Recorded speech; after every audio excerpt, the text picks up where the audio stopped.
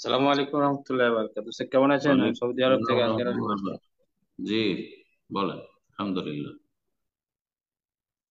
যে আমার প্রশ্ন হলো যে আমাদের সামনে কোরবানি আসছে, যে আমরা কোরবানি পশু জবাই করার সময় যে নিয়তটা কিভাবে করব, আমার দেখা যায় দিয়েছে যে কাগজে নাম লিখে লিখে আর নাম হুম, পড়ে পড়ে এটা জবাইটা করে। তো এটা কতটুকু সহি এবং বেনামাজির সাথে মানে কোরবানি দেওয়া যাবে কিনা, এটাই প্রশ্ন। জাযাকুমুল্লাহ খাইর। নিয়ত পড়া তো বেদাত, যে কোনো ইবাদতে নিয়ত হচ্ছে অন্তরের নিয়তের নাম। নিয়ত যদি কেউ পড়ে যে আল্লাহুম্মা ইন্নী নাওয়াইতুল উযহিয়াতা, আমি কুরবানির নিয়ত করছি, বা নাওয়াইতু যাবহাল উযহিয়াতি, তাহলে বেদাত এটি। যেমন আহ নাওয়াইতু আন ওসাল্লিয়া পড়া বেদাত, নাওয়াইতু আন আসুমা গাদান পড়া বেদাত, ঠিক তেমনি নাওয়াইতুল উযহিয়া পড়া বেদাত। কিন্তু যেটা পড়া ফরজ সেটা হচ্ছে আল্লাহর নাম উচ্চারণ করা, বিসমিল্লাহ আল্লাহু আকবার, এতটা বললেই আর তারপরে জবাই করলো, পশু হালাল হয়ে গেল, পশু হালাল হয়ে গেল।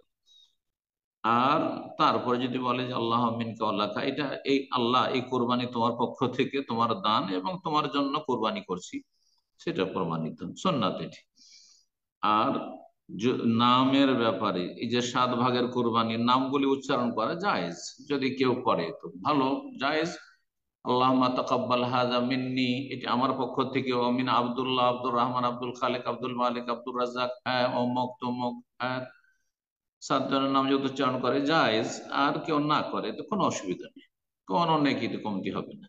নাম উচ্চারণ করার কোনো প্রয়োজন, কারণ যখনই নিয়ত করেছে, যে ব্যক্তি জবাই করেছে বা যারা নিয়ত করেছে, যেহেতু আমি শেয়ার করেছি, পয়সা দিয়েছি, ভাগ ভাগ আছে আমার, সেটি তার নিয়ত হয়ে গেছে।